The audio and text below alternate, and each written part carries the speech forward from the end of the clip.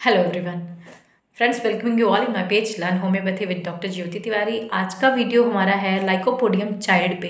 हम बात करेंगे लाइकोपोडियम की चाइल्ड का क्या बिहेवियर है, क्योंकि बहुत सारे केसेस में ये बच्चा हमारे सामने निकल करके आता है and we need to differentiate between the remedies. So हमें इस रेमेडी का भी नॉलेज होना बहुत ज़रूरी है। जिस तरह से मैंने ड्रग पिक्चर की बात करी थी, आज हम बात करेंगे चाइल्ड की। इसका जो बच्चा है किस तरह का बिहेव करता है, क्या इसकी फियर हैं, क्या एंजाइटीज़ हैं, क्या पर्सनालिटी है। ओवरऑल हम पर्सनालिटी के बारे में बात करेंगे। फ्रेंड्स, जब आप इसकी पर्सनालिटी के बारे में बात करते हैं तो देखेंगे कि एक ऐसा बच्चा जो शाय है, रिजर्व काइंड है, अपने आप को अकेले ही रखता है, अकेले ही खुश रहता है, या फिर कोई नए लोग आने पर, नए लोग घर पे आ गए, कोई स्ट्रेंजर पर्सनालिटीज़ आ गई जिन्हें वो नहीं पहचानता या जिनके साथ वो इतना नहीं घुला मिला है, तो वहाँ पर उसे उनसे शर्मा रहा है, उनसे बात नहीं कर रहा है, बैशफुलनेस, टिमिडिटी, इस तरह का बिहेवियर सामने निकल करके आता है। एंड अगर लोग उससे और इंटरेक्ट करते हैं, उसे पकड़ लिया, हक कर लिया कि अरे भाई बात तो करो, आप बात नहीं कर रहे हो, तो आप देखोगे वहाँ पर वो बच्चे का जो IQ इंटेलिजेंस है वो सामने निकल के आता है and he answer very correctly, बहुत अच्छे से आंसर करेगा।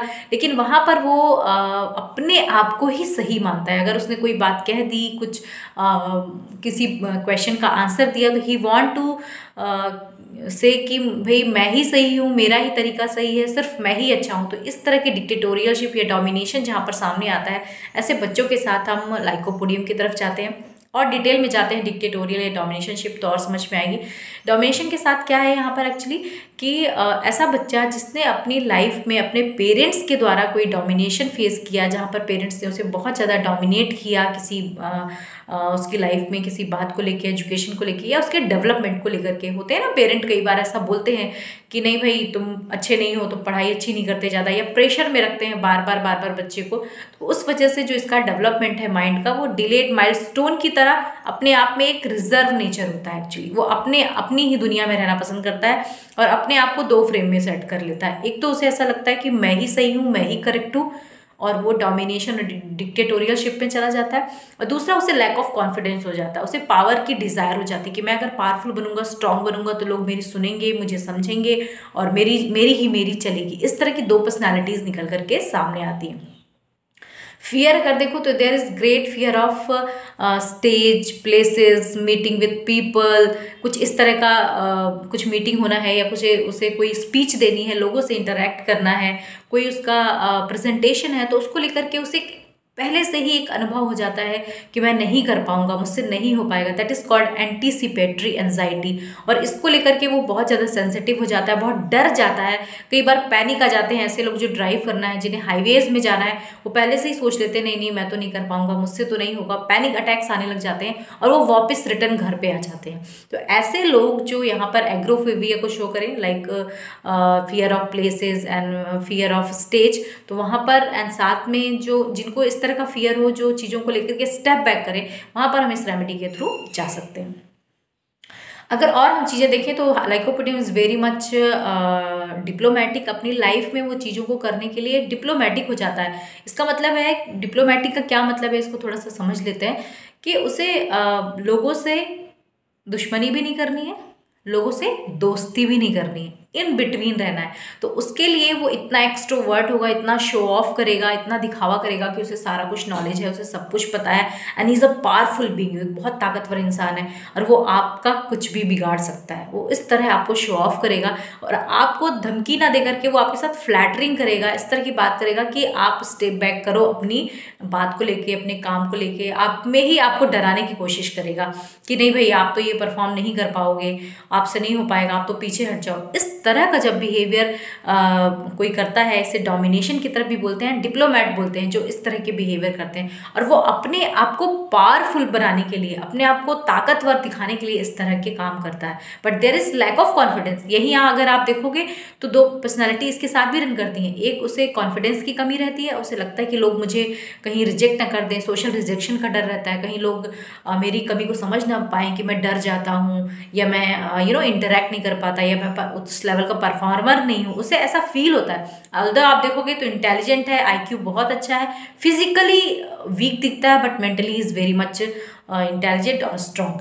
तो यहाँ पर ये पर्सनालिटीज़ निकल करके सामने आती हैं और इसी को देखते हुए वो जैसे जैसे इवेलुएट करता है, जब बड़े एज में पहुँचता है, किसी एक अच्छी पोस्ट को अगर वो उसको मिल जाती है तो वहाँ पर वो सारा अपना पावर पूरे अपने स्टाफ के साथ दिखाता है, शो ऑफ बहुत ज़्यादा करता है कि हर किसी को परेशान करता रहता है और चाहेगा कि लोग उससे आकर के थैंक यू बोलें, उसे बार बार उससे रिक्वेस्ट करें कि मेरा ये काम कर दो, देन वो उनकी हेल्प करेगा। इस तरह की पर्सनालिटी एक होती है। दूसरी पर्सनालिटी ऐसी होती है कि वो इंटेलिजेंट तो है, सारा कुछ उसे पता है, लेकिन उसे लैक ऑफ कॉन्फिडेंस है, तो वो हमेशा एक फाइट ही करता रह जाता है दुनिया से। उसे लगता है सब लोग मुझे सही नहीं समझते और मेरा जो ज्ञान है या मेरी जो इंटेलिजेंस है वो लोगों से कम है, मैं उतना पावरफुल नहीं हूँ। तो वो अपने आप में ही एक जो बोलते हैं कि अंतर्द्वंद में फंसा रहता है, अपनी ही उसमें चला रहता है। और ऐसे लोगों के साथ अगर कोई हेल्थ रिलेटेड इशू हो जाए, चाहे वो डायबिटीज़ है, चाहे वो हाइपरटेंशन है या कोई अदर डिसीज, वहाँ पर ये रेमेडी बहुत ही अच्छा काम करती है।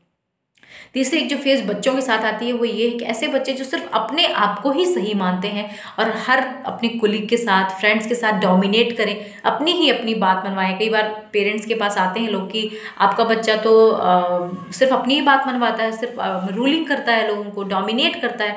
तो आप देखोगे कि ये पर्सनैलिटी क्यों निकल के आई थी, क्योंकि उसने अपने चाइल्डहुड में ये चीज़ फेस करी है। उसके पेरेंट्स ने उसे या तो डोमिनेट किया या किसी भी सिबलिंग के साथ उसका कंपैरिजन किया कि देखो तुम्हारा बड़ा भाई कितना अच्छा स्टडी करता है, या फिर तुम्हारा जो बड़ा भाई है वो पढ़ने में कितना अच्छा है, कितनी मेहनत करता है, कितना ऑनेस्ट है। इस तरह की कोई बात कंपैरिजन जो चलता रहा, तो उस वजह से भी कहीं ना कहीं उसे लैक ऑफ कॉन्फिडेंस है एंड ही वांट पावर। तो वो इस तरह की एक्टिविटी अपनी लाइफ में करता है। इसका एक अलग जो बिहेवियर पैटर्न आता है वो ये है कि he is very much soft for superior and hard for inferior. जो उसके नीचे के लोग होंगे उनसे बहुत बैड बिहेव करेगा। घर में अगर देखो आप, बच्चों से, छोटे भाई बहन से, वाइफ से बहुत बैड बिहेव करेगा, रूलिंग काइंड बिहेव करेगा।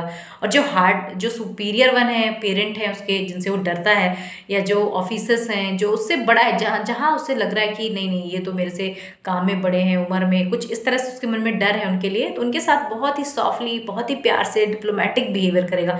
So it is very difficult to find out lycopodium, क्योंकि ये बहुत ही clever remedy, like pulsatilla comparison तो नहीं कर सकते, बट डिप्लोमेसी है यहाँ पर, तो उस रेमेडी को निकालना थोड़ा डिफ़िकल्ट हो जाता है। एज अ पर्सनैलिटी वाइज आप देखोगे कि दुबला पतला, एब्डोमेन ब्लॉटेड है, एक्सट्रीमिटीज़ जो हैं वो बिल्कुल थिन है और IQ बहुत अच्छा है। ऐसे बच्चों के साथ, या गैस्ट्रिक फ्लैचुलेंस मिल रहा, स्वीट डिज़ायर, ये सारी चीज़ें फिजिकल जेंडर के थ्रू हम जाते हैं। इतना मैं डिटेल में नहीं जाऊँगी बिकॉज आज का जो वीडियो था वो उसकी पर्सनैलिटी ट्रेट पे ही था। तो अगर आप इस ट्रेट को फॉलो करेंगे तो आई एम श्योर कि आपको करेक्ट रेमेडी निकल के आएगी और आप सही से रेपर्टराइजेशन कर पाओगे। So this is all for today friends. Page को लाइक कर लें, शेयर करें, सब्सक्राइब करें और अगर वीडियो पसंद आता है तो कमेंट्स जरूर करिएगा। Thank you so much.